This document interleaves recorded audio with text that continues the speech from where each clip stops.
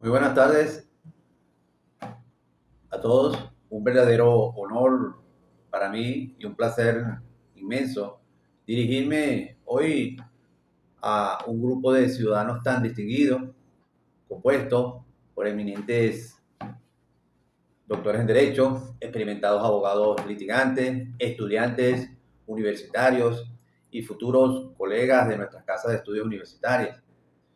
Y a todas las personas que se interesan en el derecho y la justicia. Nos convoca en esta ocasión un tema de gran importancia para nuestro sistema jurídico, la denominada fase intermedia del proceso penal venezolano. Una etapa que, como vemos, no es un mero eslabón procedimental, sino el corazón mismo de la depuración procesal y la garantía de una justicia efectiva.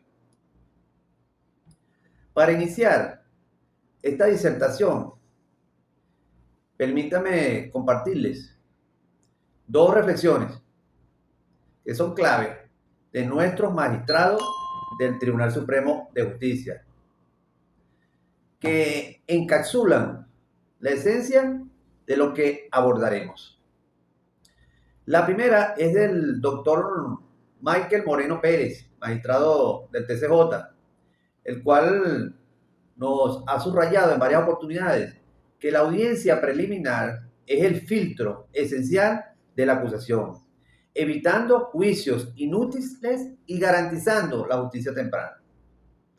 Complementando esta visión, tenemos la opinión de la magistrada Elsa Gómez, la cual ha enfatizado que la apelación es la fase intermedia, es un baluarte de control que asegura la legalidad y la justicia en cada paso procesal.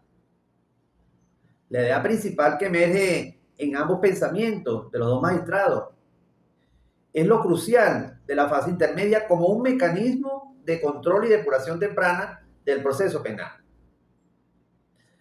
que apoyado por los mecanismos de revisión busca una justicia eficiente y garantista desde los cimientos. Con estas valiosas perspectivas, profundicemos en los aspectos que definen la fase intermedia. La fase intermedia en nuestro sistema penal es como el filtro de una cafetera,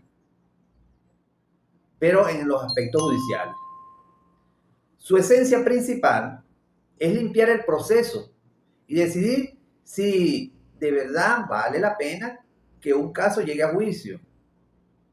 No es un simple paso, sino una parada clave para que no se pierda el tiempo con juicios que no tienen ni pies ni cabeza. Así, solo los casos con pruebas de verdad puedan llegar a la siguiente etapa, lo que permite ahorrar dinero y asegura que se respeten los derechos de las personas.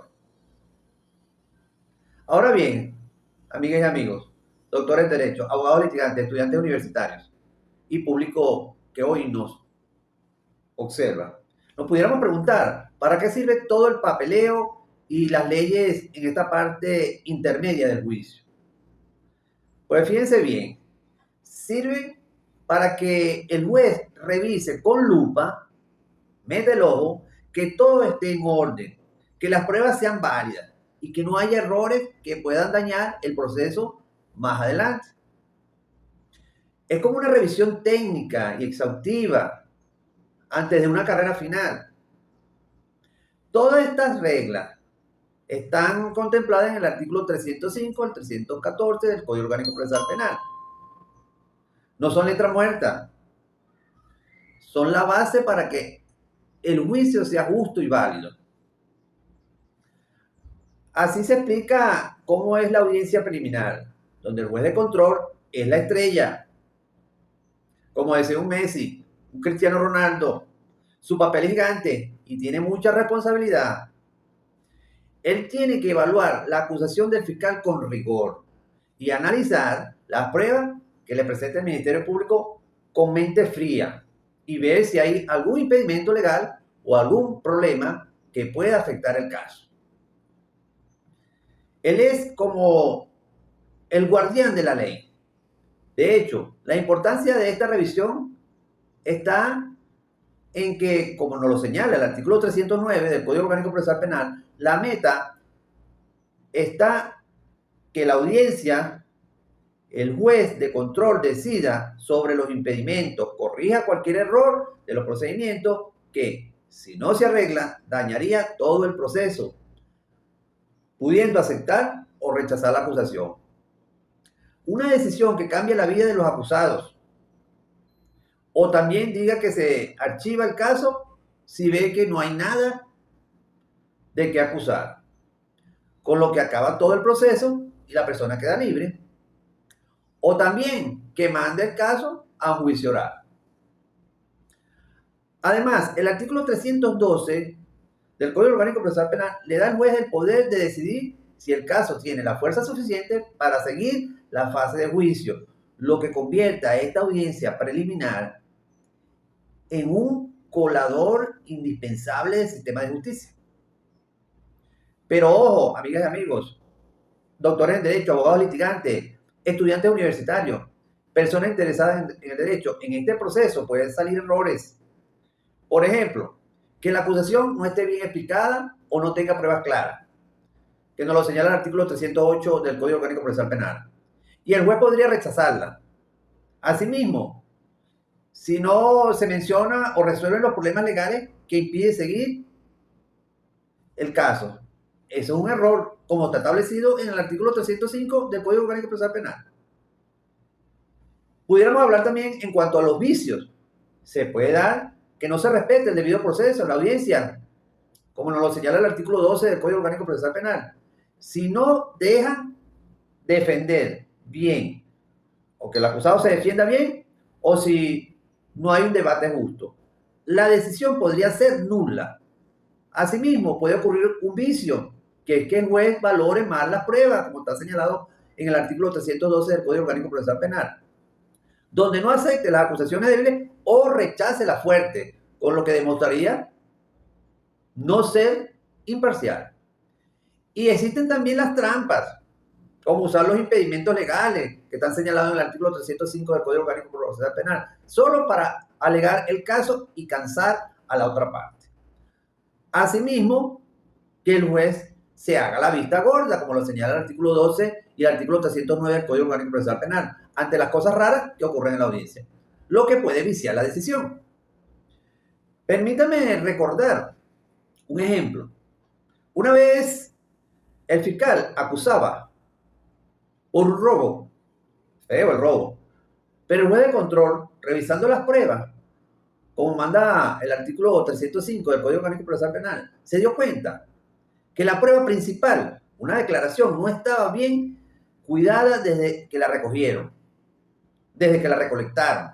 Entonces, usando el artículo 309 del Código Orgánico Procesal Penal, el juez no solo quitó esa prueba, sino que como no había cosas fuertes para la acusación original, cambió el delito a un hurto más simple y mandó el caso a otro tribunal.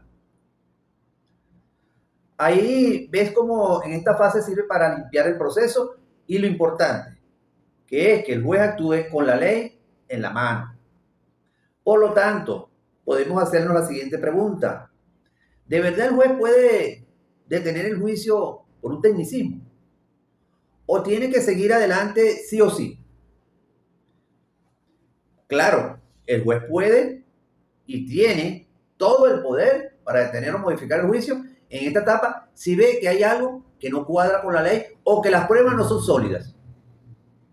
No es cuestión de seguir por seguir en el proceso, sino de asegurar que las cosas se hagan bien desde el principio. Ahora bien, amigas y amigos,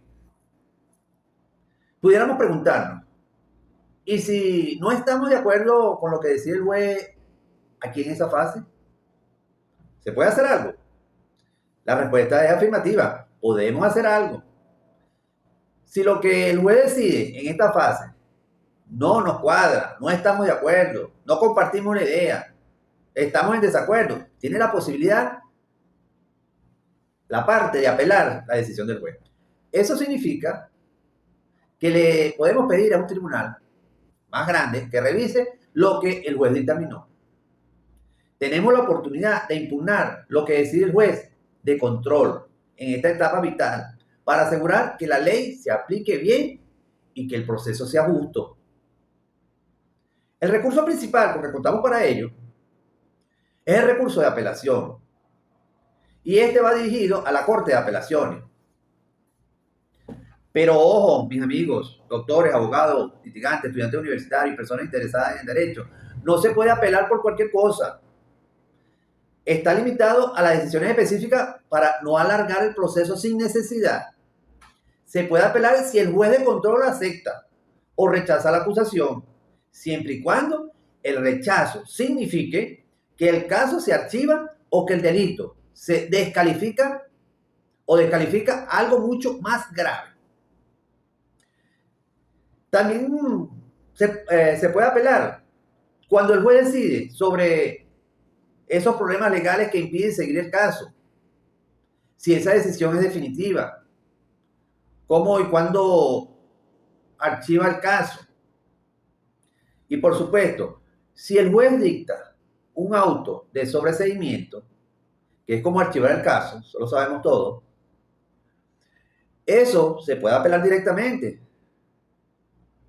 Esta selección de lo que se puede apelar busca un equilibrio entre que se controle la decisión del juez y que el proceso penal no se eternice, dándole prioridad a que los problemas se resuelvan de forma más efectiva, eficiente, eficaz y equitativa. Claro está, hay errores comunes cuando se apela. Uno es que no se argumente bien, como nos lo señala el artículo 439 del Código Orgánico Procesal Penal. Es decir, no explicar claro por qué no se está de acuerdo con la decisión del juez. Lo que puede hacer que rechacen el recurso de apelación.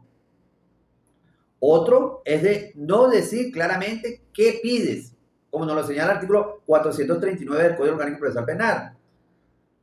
Es lo que le pides a la Corte de Apelaciones. Si quiere que anulen la decisión, que la cambien o otras cosas. Eso hay que explicarlo. Lo que va a dificultar que se resuelvan las cosas. Asimismo, apelar sin argumentos legales sólidos, como nos lo señala el artículo 439 del Código Orgánico Procesal Penal. Solo porque no te gustó la decisión, eso casi siempre termina en que te rechacen el recurso. En cuanto a los vicios, puede pasar que alguien que no tiene derecho apele, como nos lo señala el artículo 427 del Código Orgánico Procesal Penal, lo intente y eso hace que su recurso sea admitido de manera negativa. También, aunque el Código Orgánico Procesal Penal no pide tal cual, sino que menciona las leyes o principios que se violaron, como lo dice el artículo 439 del Código Orgánico Procesal Penal, la apelación pierde fuerza. Y hay trampas como la adhesión del recurso, que nos lo señala el artículo 441 del Código Orgánico Procesal Penal, donde una parte apela esperando que la otra se pegue a su recurso, lo que puede complicar la estrategia de la defensa. O que las apelaciones sean solo para ganar tiempo, como nos lo señala el artículo 439 del Código Orgánico Procesal Penal, sin ganas de ganar de verdad, lo que puede traer sanciones. Una vez que el juez de control, amigas y amigos, archivó el caso del cliente porque no había prueba, entonces la víctima molesta y apeló. La Corte de Apelaciones, después de revisar todo y escuchar lo que argumentó la víctima, vio que el juez de control no valoró mal unas pruebas. Así que revoca el archivo y mandó el caso a juicio. Esto muestra lo importante que son los recursos para corregir los errores y buscar una justicia más justa. Frente a esto, surge la pregunta: si el juez decide algo que no me gusta, ¿siempre podremos apelar? ¿O hay veces que es mejor no apelar? Pues no siempre uno tiene que apelar. Si la decisión del juez te favorece o si el costo de apelar es mucho, puede ser costo en tiempo, costo en dinero, costo en estrés, no compensa las pocas posibilidades de ganar, a veces es preferible no complicar más las cosas. Esto depende mucho, que cada situación y que tan fuertes sean nuestros argumentos cuando vayamos a apelar. Ahora, pensemos, ¿podremos ser rápido para introducir los papeles o puedo tomarme un tiempo cuando se va a apelar? La respuesta, amigas y amigos, doctores de derecho, abogados litigantes, es que tiene que ser súper rápido. Solo hay 5 días hábiles después que avisen de la decisión del juez para que podamos introducir el recurso, como está señalado en el artículo 440 del Código Orgánico Procesal Penal. Esta exigencia de rapidez no es un capricho. Significa que las partes y sus abogados tienen que reaccionar a la velocidad del rayo y entender muy bien los tiempos del proceso. Si nos tardamos en introducir el recurso, se puede perder la oportunidad de oro para defendernos y ya no habrá vuelta atrás. Sin embargo, más allá de los plazos que hemos venido conversando, la fase intermedia y la interposición de recursos están plagadas de errores, vicios y trampas que pueden comprometer seriamente la efectividad de una apelación. Los errores fundamentales, y que son muy frecuentes, por ejemplo, tenemos la ausencia de argumentos sólidos y que estén claros, que demuestren la inconformidad con la decisión del juez, como lo hemos señalado, específicamente con el juez de control, porque estamos en la fase intermedia, que pueden conducir al fracaso del recurso o de la interposición del recurso, pues una apelación sin sustento carece de validez. De igual forma, la falta de claridad en el petitorio, al no especificar con precisión qué se solicita, y qué se solicita, estamos hablando es a la Corte de Apelaciones, como por ejemplo, se va a solicitar una nulidad o se va a solicitar una revocatoria, entre otros. Esto puede generar confusiones e ineficacia en la solicitud.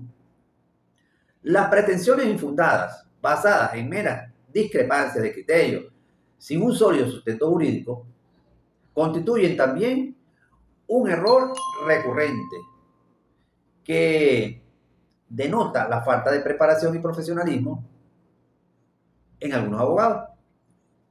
Asimismo, existen trampas inherentes al proceso, que lo mencionamos anteriormente también, como la adhesión al recurso, donde una parte interpone la apelación y la otra parte, pendiente de lo que está interponiendo el recurso, con las expectativas de que la otra también se va a adherir a ella, complicando la estrategia de defensa al introducir nuevas variables. Los vicios en el debate de la audiencia preliminar, como los silencios del juez de control ante irregularidades procesales, pueden socavar la validez de la decisión final y son aspectos que los litigantes debemos diligenciar señalando cuáles son los puntos específicos en los recursos cuando los interponemos.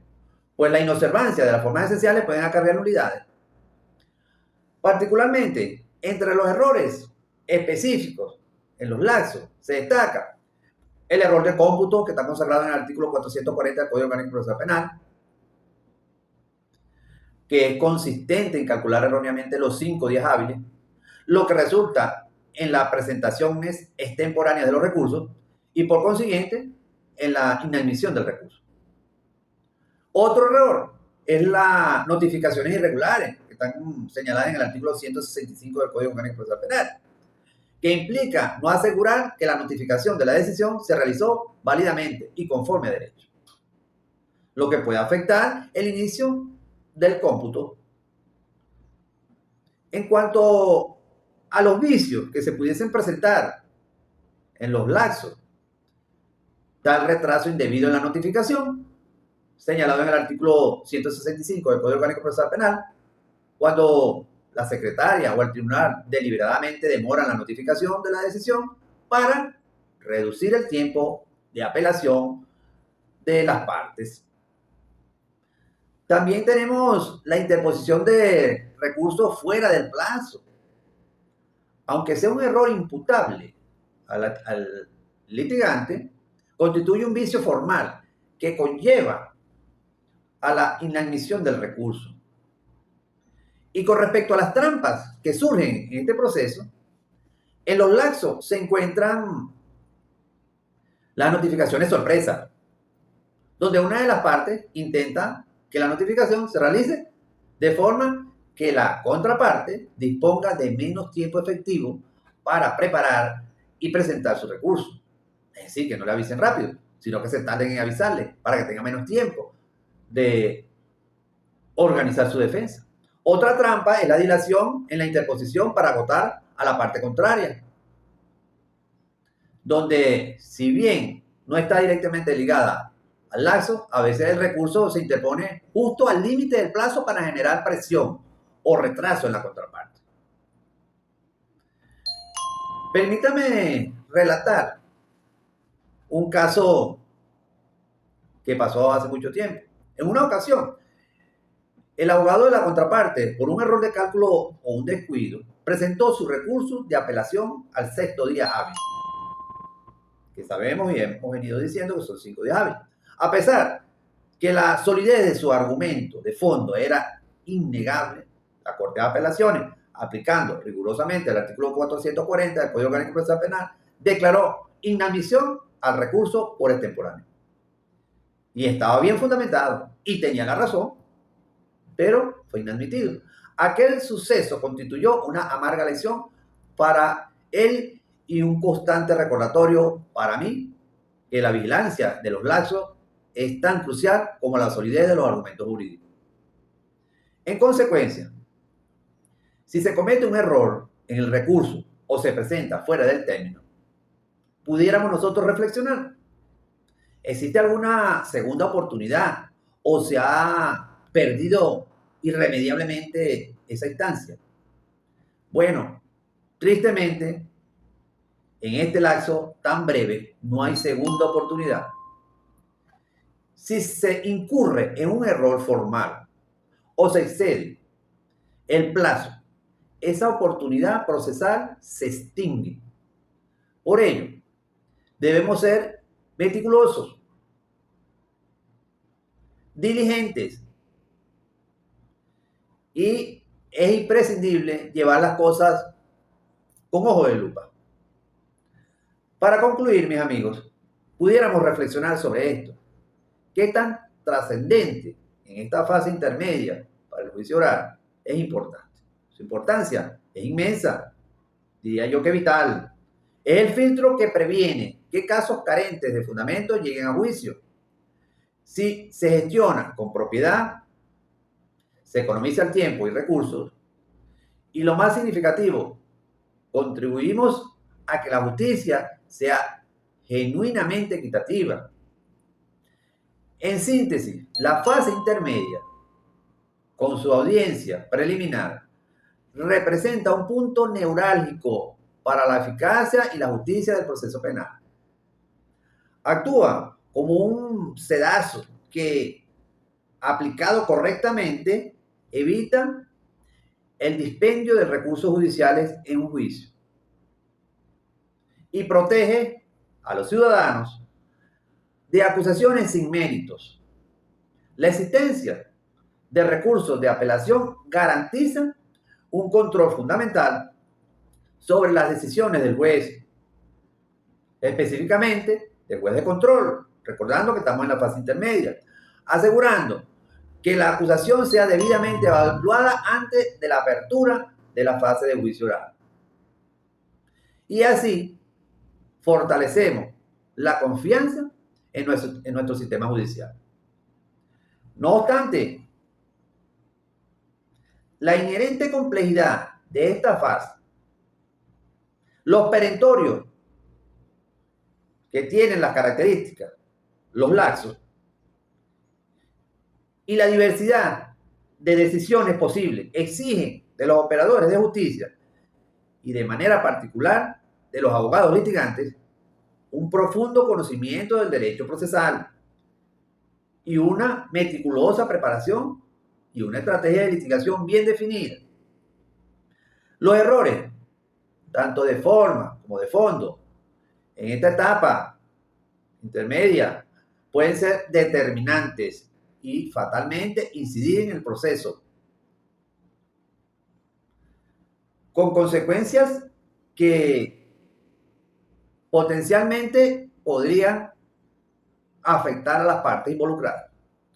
La fase intermedia, en su concepción y aplicación, se erige como un verdadero barómetro de calidad de la administración de justicia penal, y su correcto manejo es un fiel reflejo de la profesionalidad y la ética de quienes operan en nuestro sistema penal.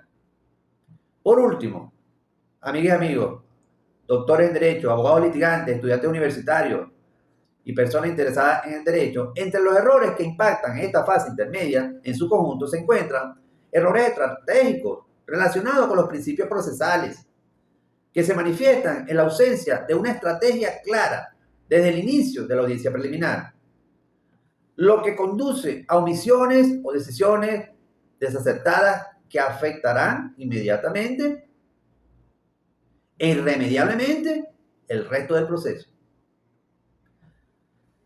Relacionado con los vicios, también pudiéramos hacer la observación, pueden presentarse unas interpretaciones erróneas, como nos lo señala el artículo 13 del Código Orgánico Procesal Penal, como es la sana crítica, por parte del juez de control o de las partes sobre las pruebas o las normativas legales durante la audiencia, lo que pudiera derivar en una decisión injusta. Finalmente, una trampa común es la confianza excesiva, como nos lo señala el principio de lealtad procesal, donde una de las partes se confía desmedidamente en la solidez de su caso y subestima la capacidad de la contraparte para detectar los errores o vicios en esa fase crucial. A lo largo del tiempo que uno lleva como abogado, he estado presente en muchas cosas, de cómo una actuación excepcional en la audiencia preliminar, acompañada de una defensa sólida y de la interposición de sesiones sólidamente fundamentadas, ha logrado el sobreseimiento definitivo para un caso determinado, evitando años de litigio y el inherente estrés de un juicio oral. Pero, por el contrario, también he visto cómo los descuidos en esta fase intermedia o las apelaciones deficientes, no bien fundamentadas, han desembocado en juicios prolongados, en algunos casos, en sentencias condenatorias que pudieron haberse evitado con una estrategia más sólida desde el origen del proceso. Esto subraya la importancia crítica de cada pormenor en la fase intermedia, mis amigos y amigas, abogados litigantes, doctores en derecho, estudiantes universitarios y público interesado en el derecho y la justicia. Por consiguiente, si esta fase es tan crucial para filtrar los casos, pudiésemos reflexionar lo siguiente: ¿qué sucede si el filtro falla y en un caso sin verdadero sustento llega a juicio? Bueno, si el filtro falla y un caso débil avanza a juicio, ello se traduce en una pérdida de tiempo y de recursos. Es análogo a construir una edificación sobre arenas movedizas, como está sucediendo los que construyen lugares inclinados. Esto inevitablemente colapsa y se vienen para abajo. El propósito fundamental es que solo los casos con perspectivas reales de prueba lleguen a juicio, donde podamos optimizar la eficiencia y la equidad intrínseca de la justicia. Bueno, amigas y amigos, esto ha sido todo por hoy. Se despide de ustedes su abogado Leonardo Velázquez. Hasta una nueva oportunidad. Muchas gracias por su atención.